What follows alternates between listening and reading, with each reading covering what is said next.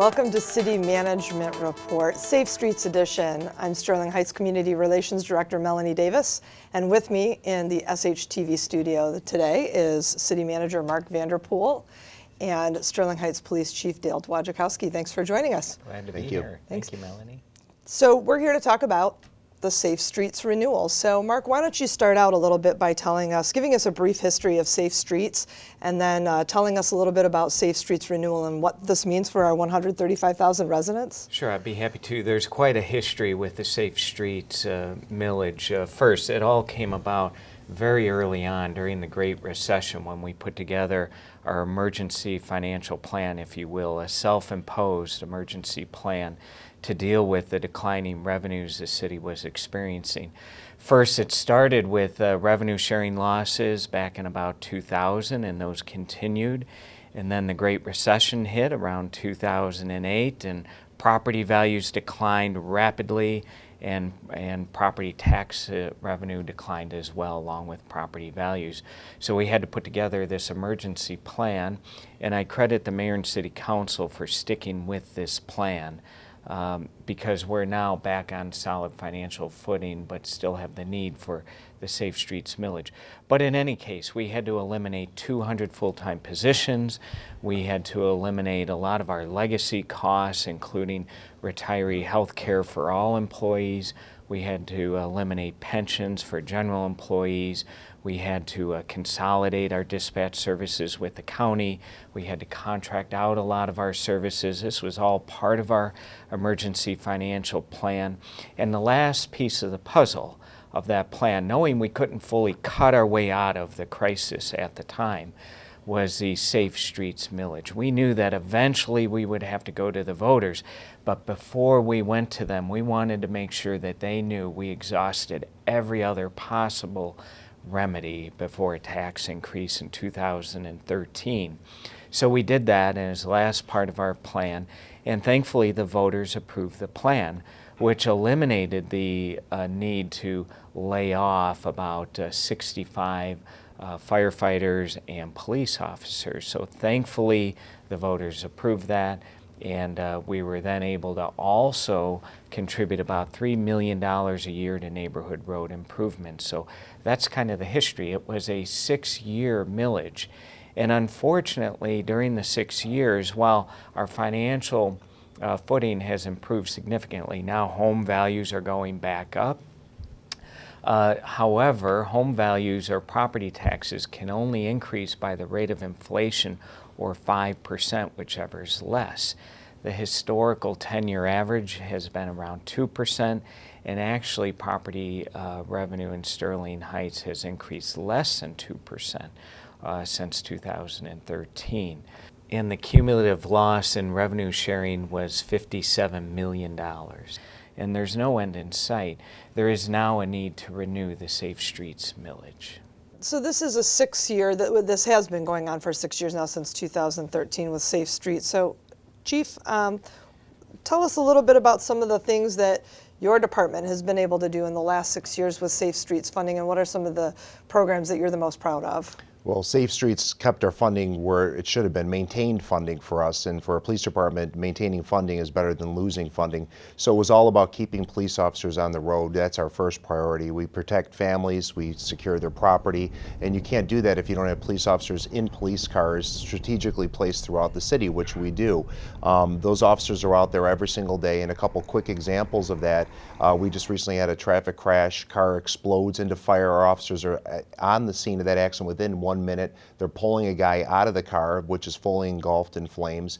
That is a direct result of having officers on the road, again, placed throughout the city and available to be at that run within a minute, and it saves lives. We also have our officers with Narcan now, the opiate reversal drug. So they have that in the car. We've now saved a lot of people with that Narcan, that opiate reversal drug, by having those guys on the road. Our officers now carry external defibrillators. Those are the pads you put on people to shock them back to life. Our officers have those in their car, and together with our world-class fire department, we have saved lives with that AED. That all goes back to having guys in uniform, in a police car, in the city. That is by far our biggest thing that we are proud to say we've kept because of this funding. Some other things that we're very, very proud of is our partnership with Utica Schools and Warren Consolidated Schools. We've actually added school resource officers. So now all 3 of our high schools have a full-time police officer that is properly trained with the gear and equipment to keep all those kids safe. That just started last year. We have our Smart Moves program, which is a new program in all 19 elementary schools. 1,500 kids a year are learning the dangers of drinking, smoking, drugs, vaping, and social media problems that we've been seeing. That is now going on. I have 10 officers that teach the Smart Moves program. Our core program is Alive and Well. That's our community outreach and resident engagement program. And that's our community policing that we do. And we're everywhere. We're in neighborhoods, we're in city parks, and we're doing that outreach with our residents. And that program's been going on for the last couple of years. We just started our first ever drug-free coalition in Sterling Heights. We have an opioid epidemic here, not only locally here in Macomb County, but throughout the United States. But this drug-free coalition has put on countless of public events and helping with the addiction and recovery efforts. We just assigned an officer to the Michigan State Police Internet Crimes Against Children Task Force, again targeting people who are targeting our children. We now have an officer working full-time with MSP, and if someone is out there, they're a pedophile, they're a predator, we're going to get you, and we have someone working on that task force. We have a brand new drone unit. We have 6 federally certified drone pilots. We have 2 drones out there. These drones are help us in traffic investigations. We've used them to find elderly missing people. We had a child that ran away from the house that we thought might be in a local pond. We had the drone flying in the air. So the drone, we've used it for fires as well, with the fire department assisting them with extinguishment issues. So the drone has been a great tool for us. And the last thing is our training. We've kept up with all of our training, and just recently we've done a full-scale active assailant training at Stevenson High School. We had 20, 30 officers at Stevenson in a full-scale exercise, and all of those things are only possible because we are properly funded, and we're very thankful for that. That's so many amazing programs that you've been able to add as a result of the Safe Streets funding. That's fantastic.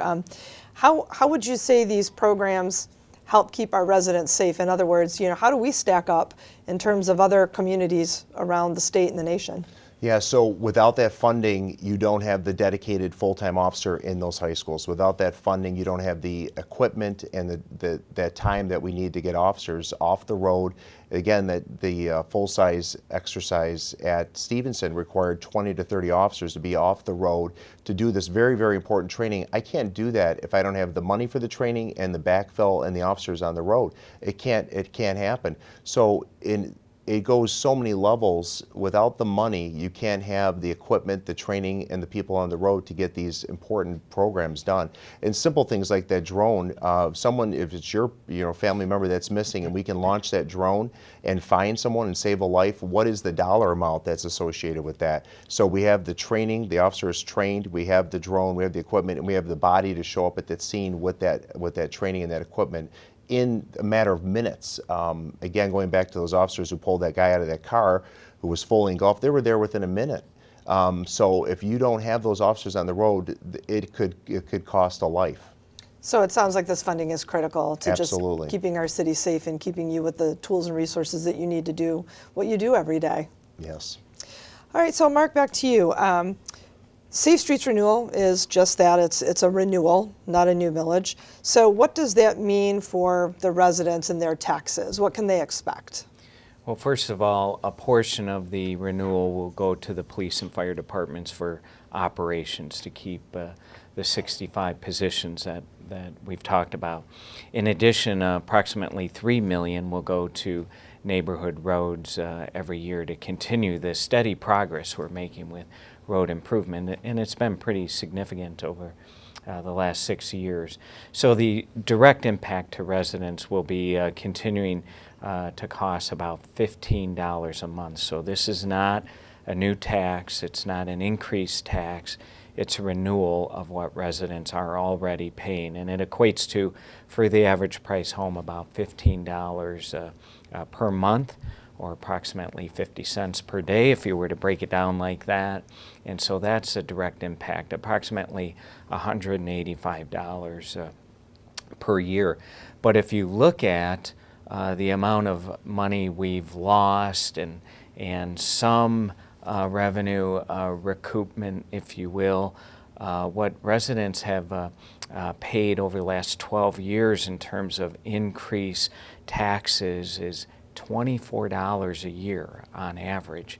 So, you know, when you break it down at that level, Sterling Heights is still a very affordable community, and we rank very favorably with all of our peer communities in terms of low-cost government. It's fantastic. Well, you know, in community relations, we get a lot of kudos. We see a lot of kudos coming through various departments, and many of which are for the police department. Are there a couple of examples of recent testimonials or, you know, thank yous that you'd like to share? Yeah, a couple things came up. One of which is we had a domestic issue on one of our streets here in Sterling Heights, and someone came outside, shot a gun, ran back into the house. We get the call that someone was shooting a gun on the front lawn of this house. Within 1 minute, again, multiple officers surrounded the house. We had a tactically trained SWAT officer on scene. We had a crisis negotiator on scene within 2 minutes. We had a K-9 unit there within 3 minutes, and we had the entire subdivision locked down with officers and patrol cars. That person fled from the house, ran across the street into a surrounding subdivision. We had the K-9 tracking the person. We had officers surrounding the entire subdivision. And within a matter of 10 to 15 minutes, we had that person in custody, and he was still armed. So again, that situation shows you the people, the bodies, the training. We had our drone en route to that location. We're going to take our drone up in the air for surveillance. All of those things happen within minutes, and that happens because of funding and making sure you have the officers on the road with the tools necessary to do their job, and we do. We have all those things available to us. And the second thing was we had a big fire on Christmas Day, this last Christmas Day fire. Obviously, it's a bad day to work as a police officer or firefighter, but our officers are there. They're on the road. We had this fire breakout. Our officers showed up. It was a devastating apartment fire. Our officers assisted getting ladders off of fire trucks, actually rescuing people from the building. The fire department was there. All of their firefighters were out rescuing people. Our officers were on ladders rescuing people. We had our drone unit in the air, and the fire department was utilizing that drone footage to figure out for the extinguishment efforts. They were working side by side. Again, this huge group relationship with us, the fire department, and it goes beyond that. After the fire was over, we had a large segment Arabic-speaking population that was displaced because of the fire. We had an officer that speaks Arabic that assisted with relocation efforts to get these families some emergency housing. Again, having the officer with those language skills there on scene. It goes so many levels deep, and we're so thankful that we have the resources in order to do that. Great stories. Thank you so much for joining us for this segment of City Management Report, Safe Streets Edition. Thanks, Mark. Thanks, Chief Dwadzikowski. Thank you. We will be back after this short break with Sterling Heights Fire Chief Chris Martin.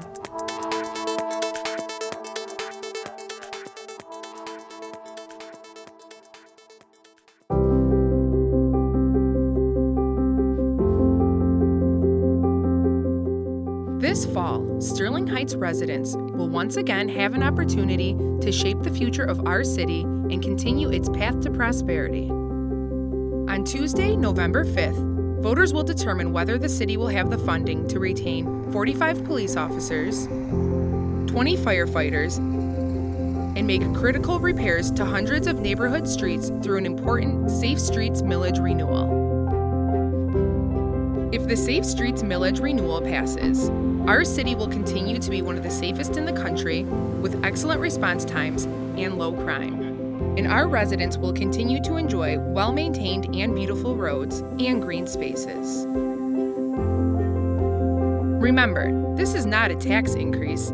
It is simply a renewal of the existing millage.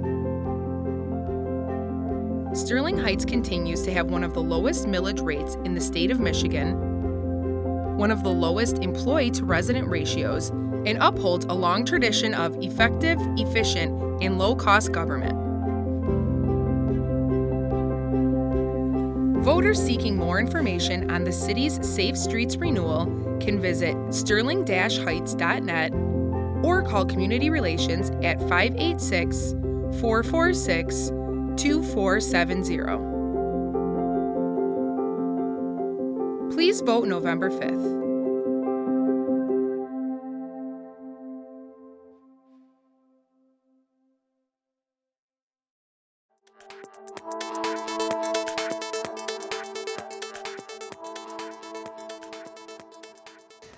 Welcome back to City Management Report. I'm Sterling Heights Community Relations Director Melanie Davis, and with me in the Sterling Heights TV studio today I have City Manager Mark Vanderpool and Sterling Heights Fire Chief Chris Martin. Good morning. Thanks for joining us.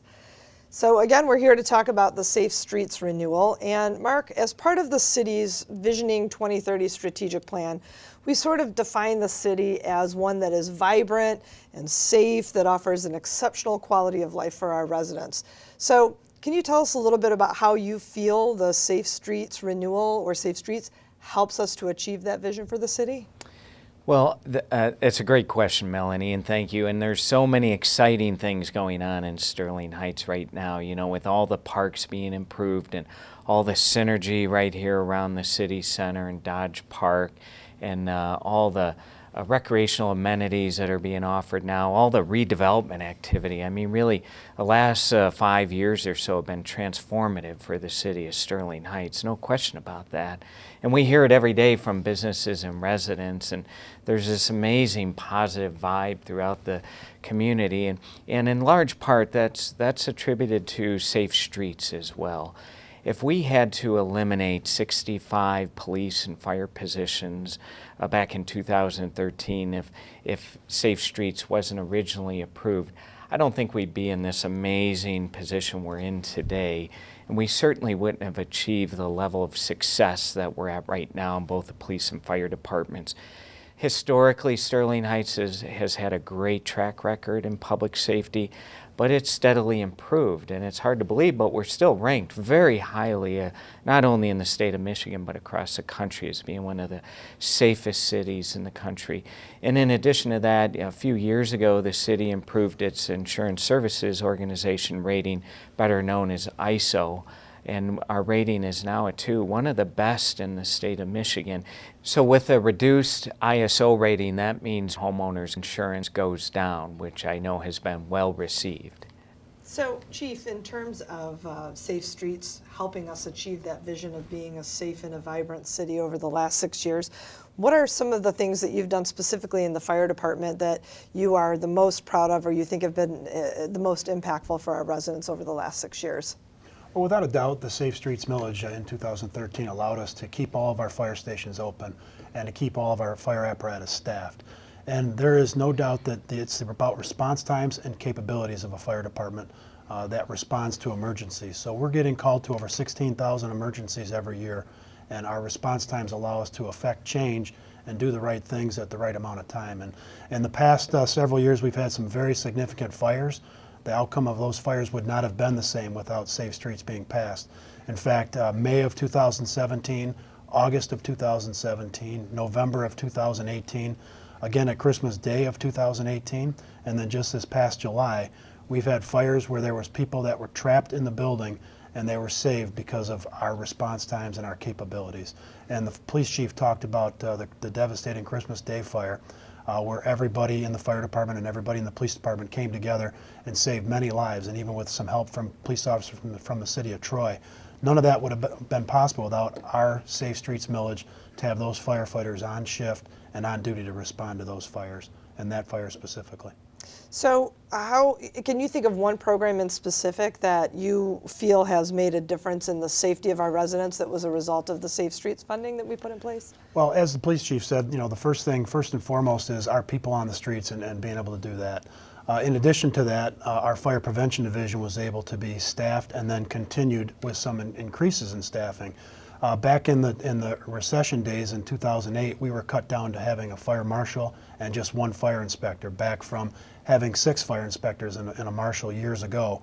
And with all the building that goes on in the city, all the renovation that goes on in the city, we're up to having the fire marshal and 4 inspectors right now, and they're having a hard time maintaining all the things they need to do because the city is increasing and building and other things going on at the same time. So not only is it our men and women in the street, but it's our fire prevention division as well.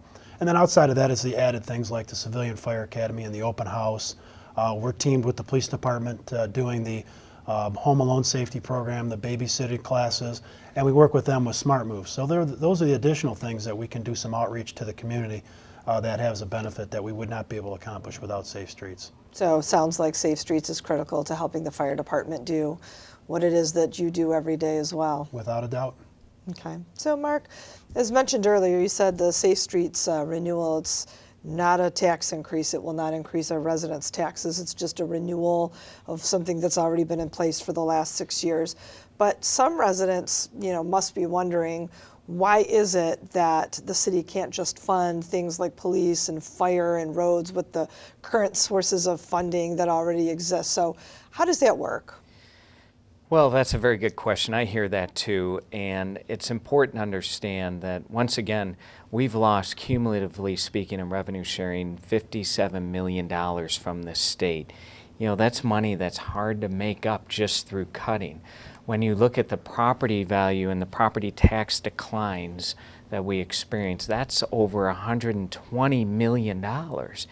So when you look at those two numbers combined, it's impossible to cut your way out of that sort of challenge. Although we've done a lot in terms of re-engineering the organization, restructuring, reducing positions, cutting legacy costs, service sharing wherever we can, contracting out wherever we can, it's still not enough. So we've had to recover some revenue through millage increases, and Safe Streets is one method that we had to implement to preserve public safety and continuing to invest in our infrastructure. It's so critical. And thankfully, the residents understood the importance of it back in 2013, and I'm sure they're going to understand the importance of continuing that now. We don't want to increase it. We're fine in that respect, but we do have to continue it, unfortunately. It would really be unfortunate for the community if we had to get rid of 65 public safety positions, not to mention potentially closing fire station. That's not the path of prosperity that I know the community's interested in. We're certainly not interested in that path of decline. We want to continue down the path of prosperity. Absolutely. Well, Chief, I asked Police Chief Dwadzikowski the same question, so I'll ask it to you now as well. In the Community Relations Department, we often see a lot of kudos that come through for various departments, and the fire department obviously being one of them. Are there a couple of stories that you might like to share, or testimonials recently that you'd like to share about some of the great work that you've been doing in the community? Sure, and it's probably one of the best parts of my job is, weekly I'm getting emails or cards from residents about a certain incident. And, we always look back at who was on that incident, and we reach out to the people and thank them for what they did.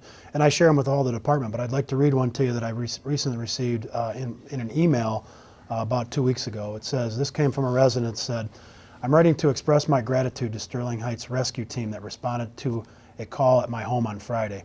My husband was treated kindly, carefully, and professionally. As I was quite nervous, I regret not getting the names of the responders who I hope to thank personally. Please know that my husband and I feel secure living in Sterling Heights with an exemplary public safety department. So that just highlights just one resident took it out of her time to come and send me an email saying thank you for that. And on a personal note, a couple weeks ago I was walking my dog in the neighborhood, and I ran into a neighbor of mine that I've known for many years, but I haven't talked to in a while since our kids both graduated from high school.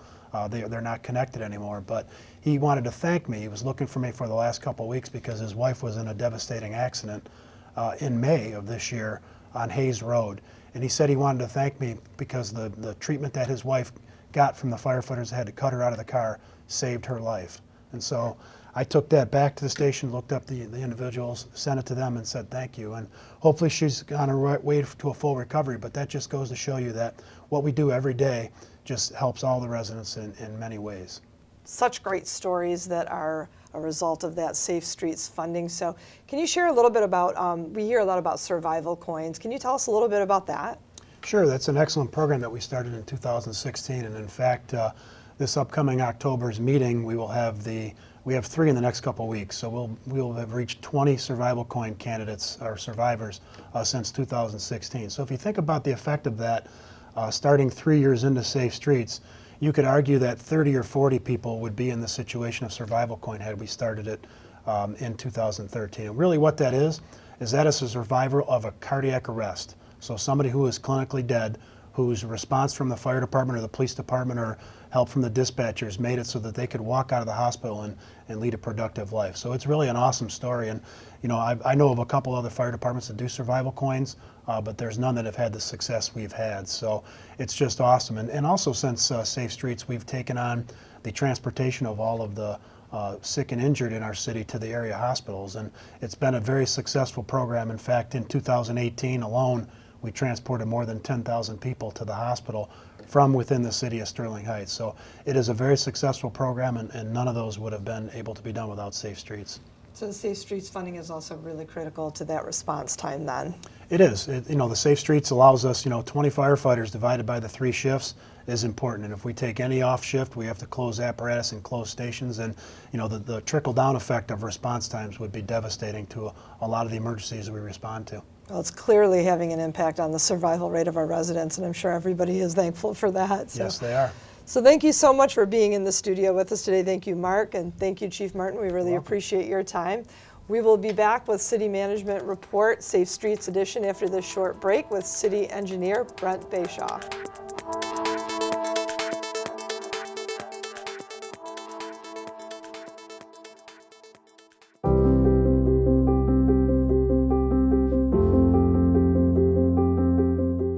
This fall, Sterling Heights residents will once again have an opportunity to shape the future of our city and continue its path to prosperity. On Tuesday, November 5th, voters will determine whether the city will have the funding to retain 45 police officers, 20 firefighters, and make critical repairs to hundreds of neighborhood streets through an important Safe Streets Millage renewal.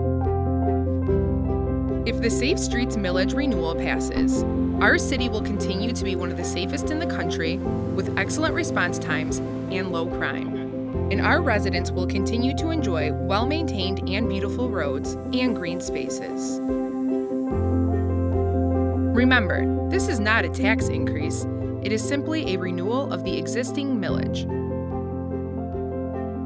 Sterling Heights continues to have one of the lowest millage rates in the state of Michigan, one of the lowest employee-to-resident ratios, and upholds a long tradition of effective, efficient, and low-cost government.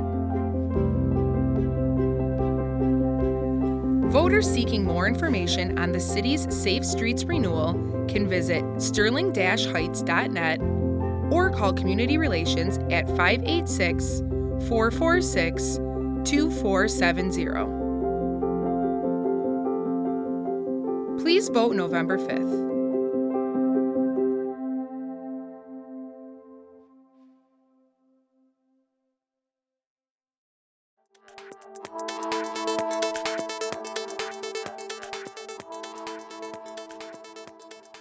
Welcome back to City Management Report. I'm Sterling Heights Community Relations Director Melanie Davis, and with me today in the Sterling Heights TV studio is City Manager Mark Vanderpool and City Engineer Brent Bayshaw. Thank you for joining us. We appreciate you being here. Thank you. Thanks. So Mark, we've covered a little bit now about Safe Streets in terms of the fact that it's a renewal. It's not an increase in taxes for residents. It's very critical in helping move the city forward and achieving our Visioning 2030 strategic plan. So, we talked in 2013, voters approved the Safe Streets millage by a wide margin, and I would think it's safe to say that we've been a very good steward of that money since then. Can you tell us, though, a little bit about how Sterling Heights actually compares to other cities in terms of taxes paid versus services provided, particularly considering we're about to become the 3rd largest city in the state of Michigan? It's a very good question, and the good news is, and most residents know this because they talk to family members and friends that maybe don't live in our city and they hear what they're paying in property taxes. But the good news is we continue to rank very favorably with all of our comparable communities, and we have 10 of them, including Southfield, Dearborn, Grand Rapids, Ann Arbor, Lansing, Warren, Troy, Farmington Hills, and Livonia. These are all communities approximately our size, similar dynamics, full service communities, and so on. And in terms of taxes paid per resident, we rank the lowest, which is where you want to be. We're number 10 of that list of communities. So we have a good ranking there. And you mentioned we need to be good stewards of the tax money that we're afforded by our residents and businesses. And we do that in many ways, and that includes our labor force. We have a very lean labor force. In fact, I would challenge anyone to find a comparable community across the country when you look at residents per 1,000 residents and the number of employees we have. And again, when you look at those 10 communities I just referenced, we are the lowest in terms of employees per 1,000 residents. So that's also challenging because we have to provide all the services that we offer in a very high quality manner. But it puts a strain on the workforce too. But nevertheless, it's good for taxpayers.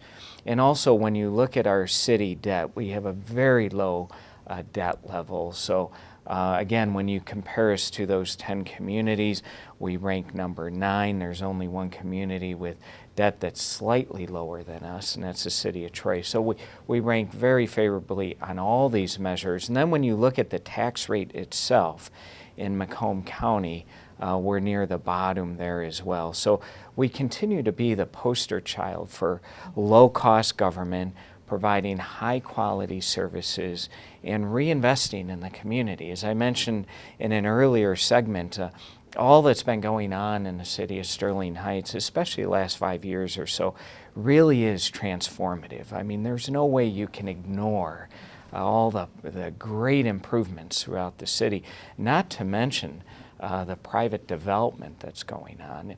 And I think a low-cost structure helps a business determine whether or not they're going to reinvest in a community or look elsewhere.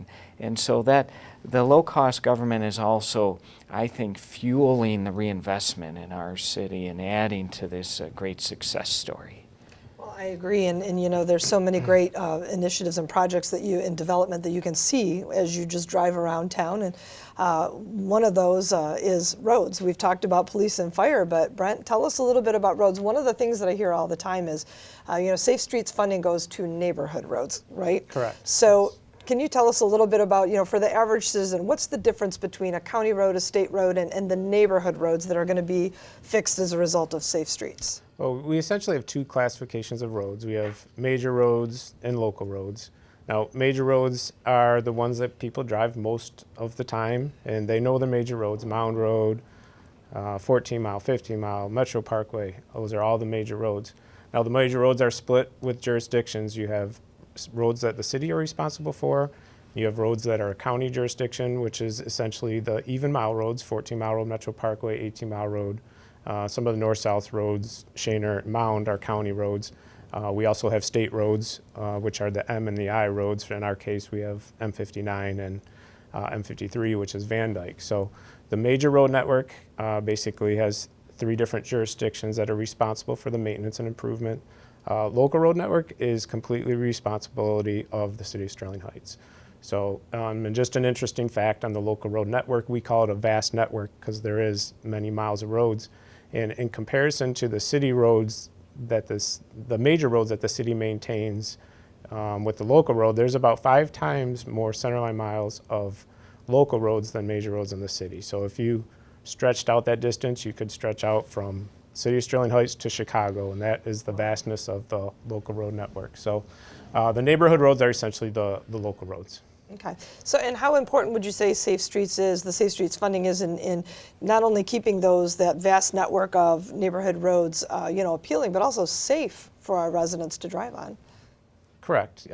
Yeah, the safety factor of the neighborhood roads, you know, when you're on the roads and you're dodging potholes, obviously you're not focused on your driving, you're not focused on things popping out in front of you, and essentially when you're egressing onto a major road, you're not looking at the road condition trying to dodge a pothole and also trying to merge between the traffic as well. So it is important to keep that safe. And as far as the funding levels go, the city receives funding from the state through Act 51, which is essentially they collect the gas money, gas tax money, registration funds, and they redistribute it to all the communities based on your mileage of roadways. So The money we get essentially covers what we have to cover first: snow plowing, salting, catch basin repairs, pothole repairs, coal patching. Most of our road money that comes from the state is put forth to those activities that are essential every year. What's left over that we can use for capital improvements, which is road replacements or sectional road replacements. And really, in reality, there's not much left to do that out of that Act 51 funding. So to answer your question, the Safe Streets funding provides approximately 80% of our local road reconstructions, sectional road reconstructions, basically the improvements to our local road system. Okay. So you mentioned that Public Act 51, and we hear a lot lately about Governor Whitmer's plan to increase the gas tax and to help fix the roads. Residents are probably wondering, hey, if they're going to just increase the gas tax, why do we need Safe Streets? If we're going to have all this money coming in from the gas tax to fix the roads, why can't we just use that to fund our neighborhood roads? So Mark, can you explain a little bit about that and how that works? Sure, gladly. There's been a raging debate, as you know, at the state level to figure out a solution to the underfunding of road infrastructure in this great state.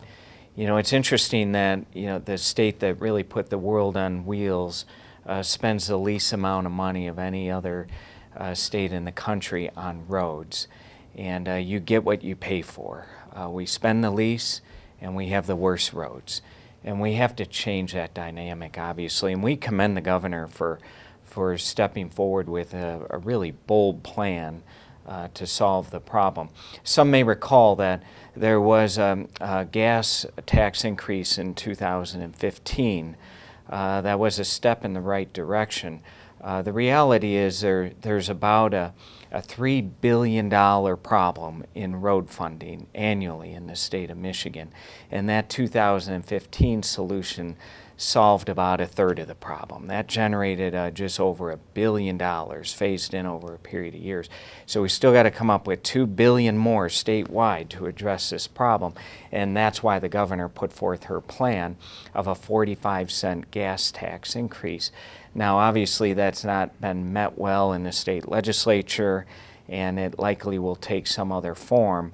But our concern is the current proposal that's on the table would actually reduce funding for the city of Sterling Heights and many cities across the state, because that plan comes up with a new distribution formula of the new revenue instead of running it through the current distribution formula.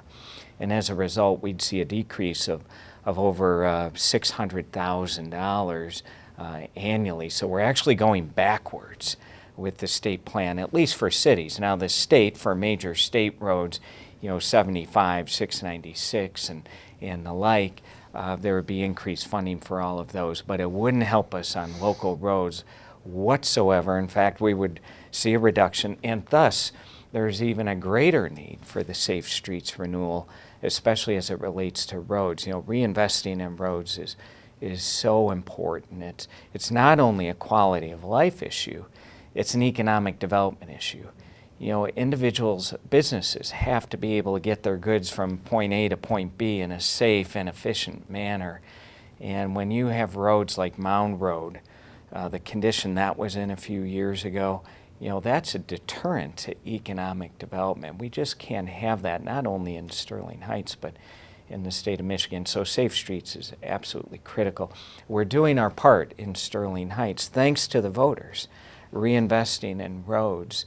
And we're spending way beyond Safe Streets money, about $30 million, $25 to $30 million a year on average. And over a period of 8 years, Sterling Heights will have invested over $400 million in roadway improvements. That's pretty impressive. And we owe a big thanks to the voters for approving Safe Streets initially in 2013 and hopefully now renewing it in 2019. So if the Safe Streets Renewal passes in 2019, Brent, do you have a couple of roadways that are slated to be improved with that funding? And what are some of the projects that you get the most, complaints about, the ones that residents are saying, we really need this roadway fixed, or maybe one that was recently fixed that you get the most positive feedback about? Yeah, we get many inquiries. We'd like our road repaired. Is too many streets to even list, to be honest. We have a pavement management system. We rate the roads every year. We know the condition of the roads, which is available on our website for the public to see if any resident wants to see how their roads are rated. So we use that to determine, what roads need to be done. And obviously there's roads that we get feedback on as well. We want our road done too. So we put these programs together with all that in mind. And over the last 6 years, we've been able to reconstruct over 100 roads, 109 to be exact, and also provide sectional repairs, which is basically repairing large sections of road to clean up the entire roadway for another 146 locations. So over 250 locations over the last 6 years, 250 streets have been significantly improved or reconstructed. So over the next 10 years, safe to say, it will be that level and probably a little bit more. We'll probably do more local road reconstructs, full reconstructs, and move away from the sectional repairs if we've gotten a lot of the sectional repairs done within the last 6 years. So as far as the positive feedback, yes, we get positive feedback. The latest one we did on Plum Ridge, which is the east-west street south of Stevenson Drive, got one compliment, one positive feedback that I haven't gotten before was that, hey, we can sleep better at night now because the road was bumpy before and you could hear at night, boom, boom, boom, boom, boom, boom, as you drive down the road, and now it's a nice quiet road and we can sleep better at night. So we get that. We get, aesthetic improvements. Thanks for redoing our street. It seems to spurn, other improvements, on the private side as well. People have, said their property values have increased, which surely it has. It just takes upon the look that you're redeveloping the neighborhood and reinvesting in the neighborhood. And sounds like roads are it's an aesthetic issue, it's an economic development issue, it's a residential pocketbook savings issue when they don't have to repair tires and wheels, but probably most importantly a safety issue all around, and hence the Safe Streets funding. So thank you very much for being here in the studio with us today. Thank you, Mark. Thank you, Brent. We appreciate your time. And we are wrapping up City Management Report Safe Streets Edition, but for more information on Safe Streets funding, you can always visit the city's website or call Community Relations Department. And most importantly, just remember to cast your vote on November 5th.